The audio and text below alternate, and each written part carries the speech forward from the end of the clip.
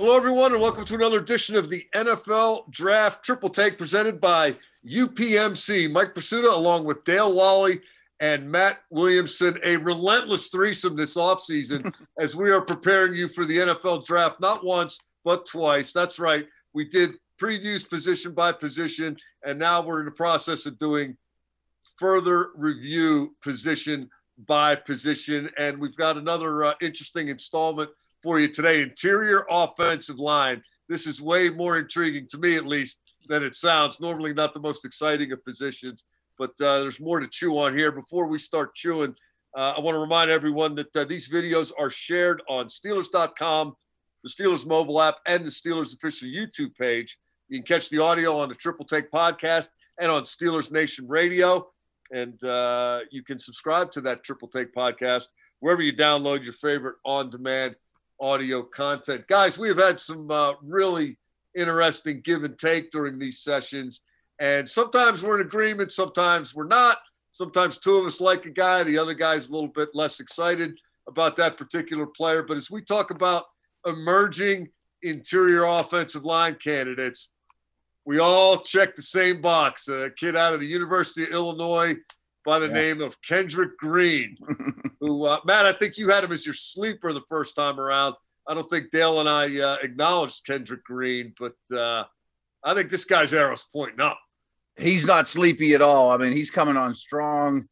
And the word I think about with him, he's played center and guard, is explosive. I mean, he really gets off the ball with, a great explosive first step.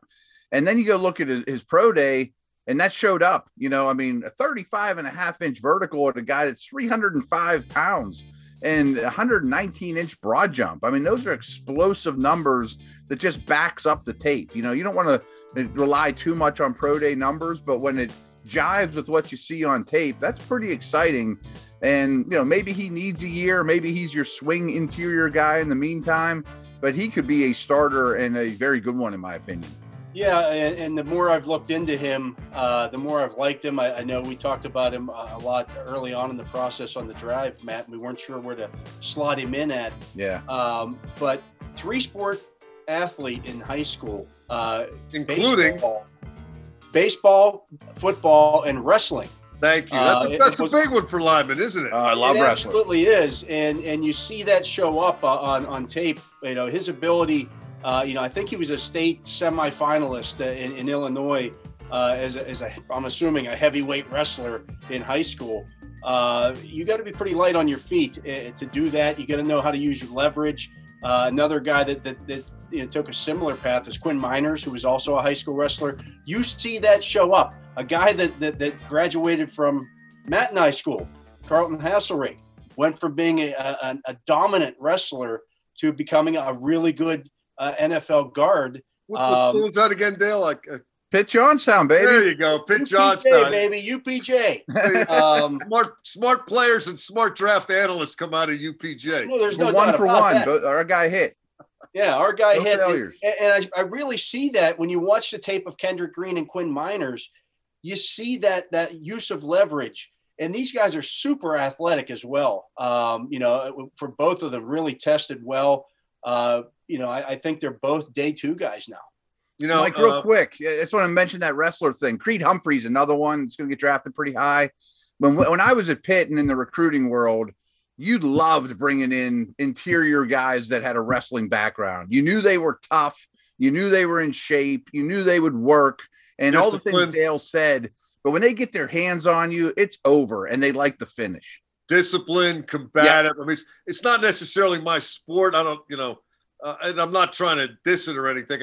I don't go watch high school wrestling or college wrestling, but pound for pound, the toughest guys, the most disciplined guys, the most combative guys, it's you or him, man. That's it. And if you want to even get out there, you sacrificed, right? You trained.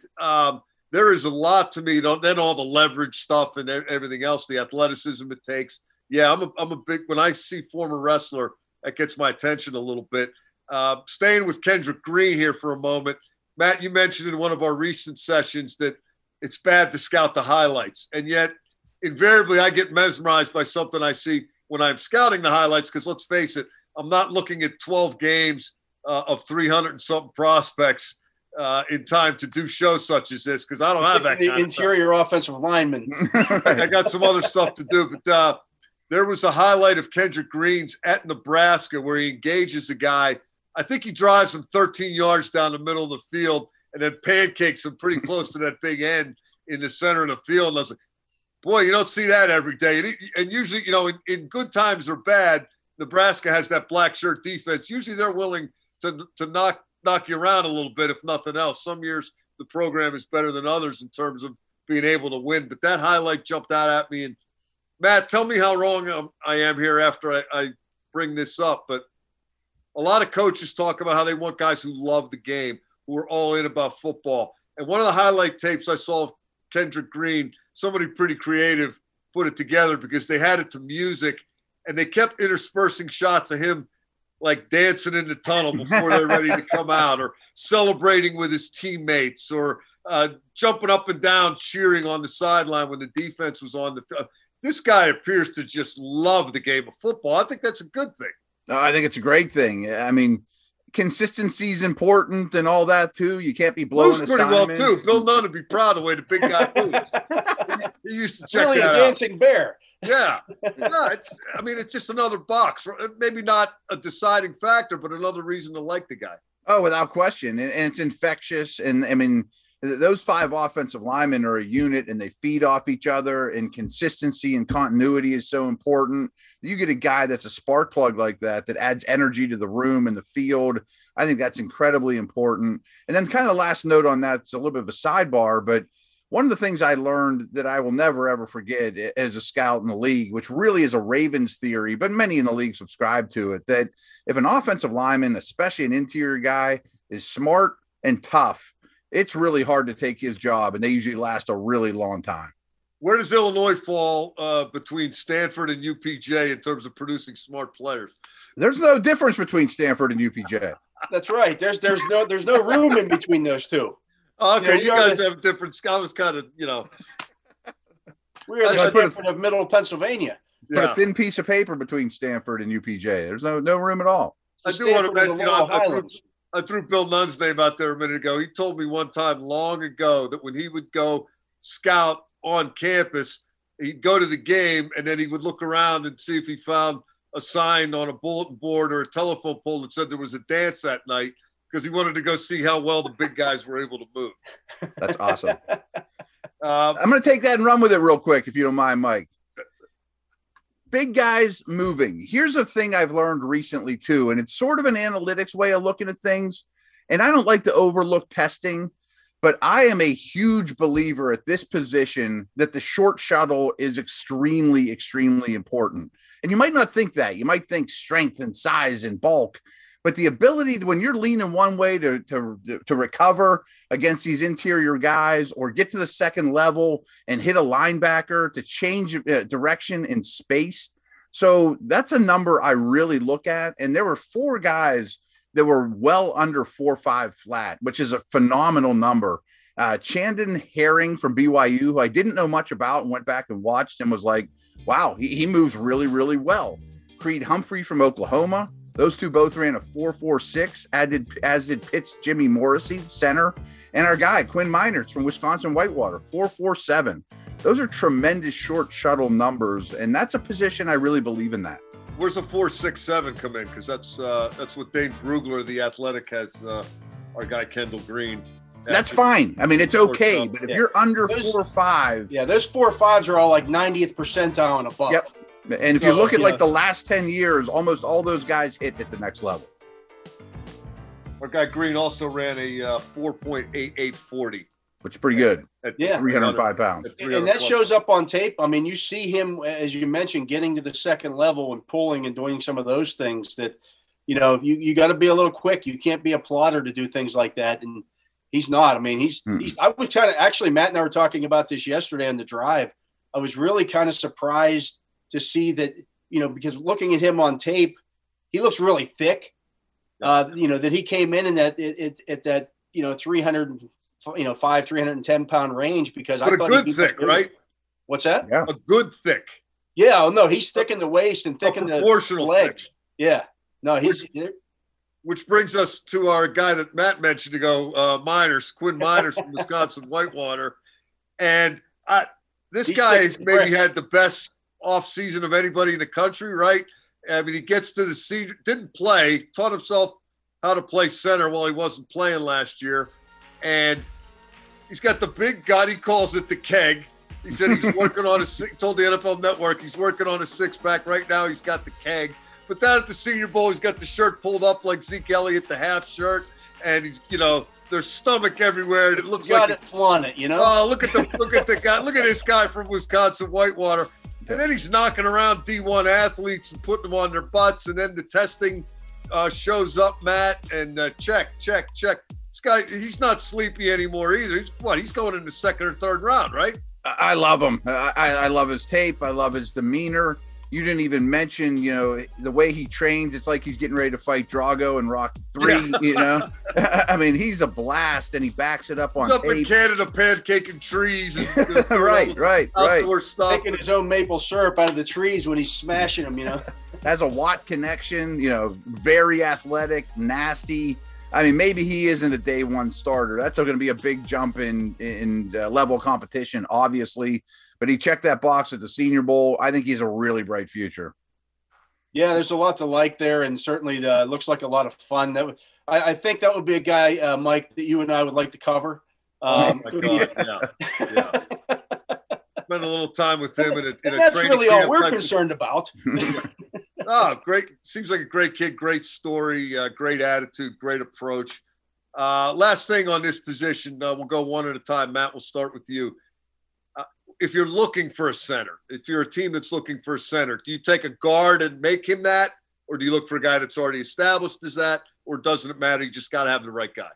Yeah, there are some candidates this year, and I probably could name 5 of them if I started looking down a list. Hainsey from Notre Dame comes to mind. That could be converts to center.